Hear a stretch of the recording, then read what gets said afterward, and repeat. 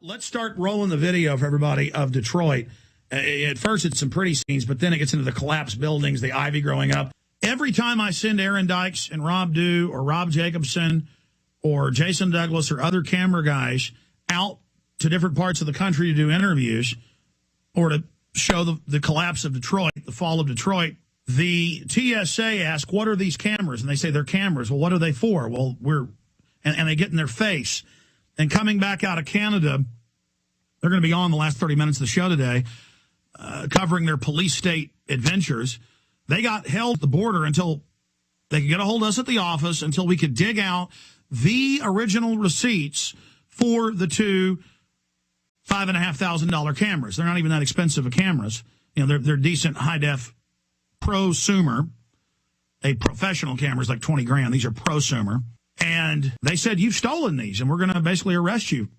And they said, no, we crossed the border. We did interviews. We're back. And they said, you must see you're guilty until proven innocent. They said, you may have stolen these. Are you looking for somebody who stole something? And they said, no. And so they got a hold of us. We had to dig it out, fax it to them, and they still barely let them go. Then they were going through another airport, and they said they had big signs up saying, here are the body scanners for your safety. And they were putting them in the naked body scanners that record a 360 view of your naked body, genitalia, everything. And Rob Dew and Aaron said no. And they said no politely to their gods. And one of the gods, one of the new leaders of the planet, grabbed Aaron by the arm. A big guy started grabbing him, saying, you will go in there.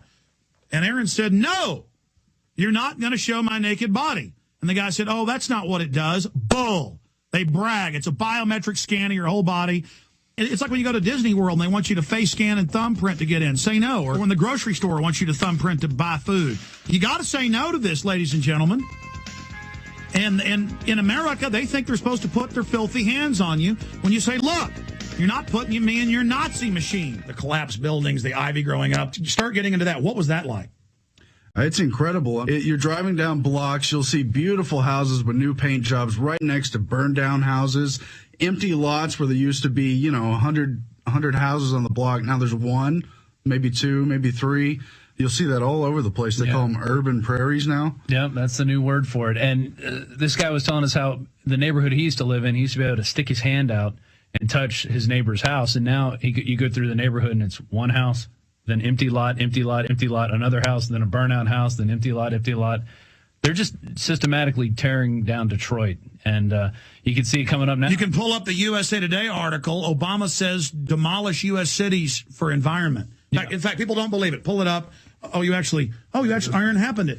This one's out of London Telegraph. U.S. cities may have to be bulldozed in order to survive, and they go on to say it's for the environment. And so we're going to come back into that briefly. But then also, you had the experience of not being able to come back into the U.S. They said your cameras were stolen.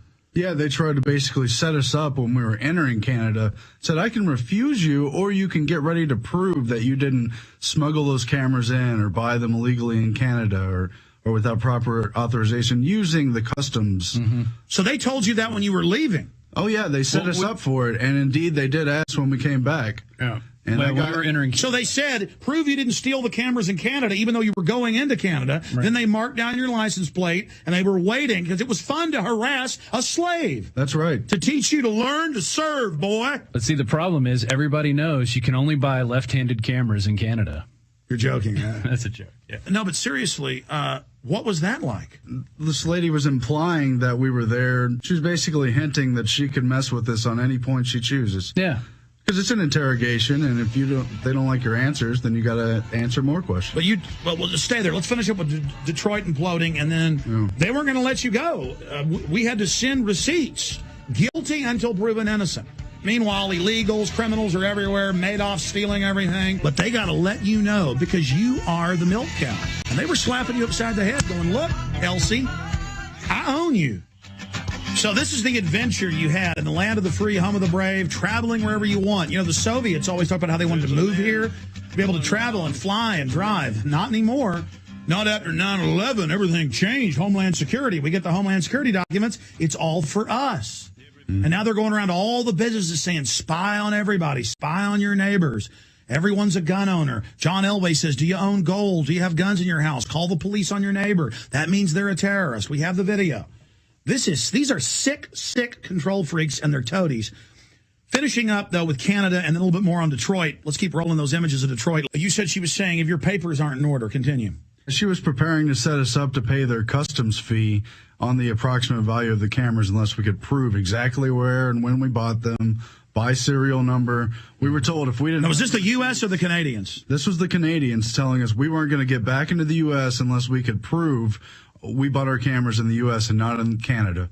And before you left, they made the point about the camera. Yeah, and then coming back into America, they checked our papers. They asked about the cameras. Did you buy them in Canada? No. He just inspected our car and opened up everything, but he believed our story. Because his bosses carried out the attacks. Yeah. It's a global government. They all are for the same people. Another interesting thing. What did they say when the faxes came in? Did they deny those were real or anything? Well, we got the faxes in between while we were in Canada, but the last time we came through Buffalo, they detained us and didn't believe our story and made us prove various things about our paperwork and our rental car. Oh, he even asked us when we were coming back in, he goes, what were you doing in Buffalo? Yeah, Going so to it's see all the in a falls, database, you know? of course. Yeah, they had everything on, because we were the same, too, that went in through Buffalo last time, so they had that on record. They don't want you moving. They admit that. Everybody locked down.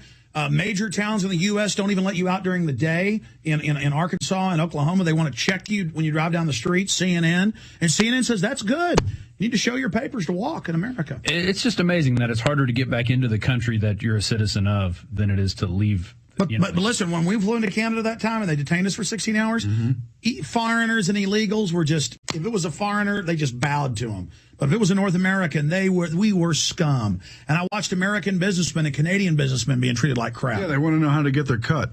Well, Canadians are good people, but they have a scumbag government. And because the Canadians have been asleep at the switch, just like we have. Now, finish up with Detroit. I mean, what was this like? I mean, you could see it looks like it's bombed out half the locations we went to. It just looks like a war zone. And this is right in downtown. They're doing this stuff everywhere. Did you have a chance to go to Flint? Yes, we did. Yeah, we had about an hour to get into Flint, and we drove around there, and it looks just as bad. And they bulldozed 1,100 homes there. They're planning to bulldoze 3,000 more. Here they are, bulldozing. We saw this bulldozer pulling up what used to be a perfectly good foundation. And this is deindustrialization. This is what the globalists wrote about. In Fall of the Republic, you cover all of this. Maurice Strong's quote. Here I have the Rockefellers, Dr. Richard Day of Planned Parenthood. We'll all be interconnected. And that's what they're doing. The Packard plant closed starting in the 60s. We were in there. And now they're finishing off the job with the current bailout. And put that all in the file. I want this in the film because this one's really going to be about the deindustrialization and the eugenics. Each part of the world will have a specialty and become interdependent. The U.S. will remain a center for agriculture, high-tech, communications, education, but heavy industry would be transported out. That's 1969, and it's happened now. And we know the bankers set up the crisis. And then we get the documents how they're going to take our kids. Did you see in England where their parents have to have a license to be in public with their kids because they may be a pedophile? Soon we won't be able to travel. So it was good to be able to get this video before we're not allowed to travel.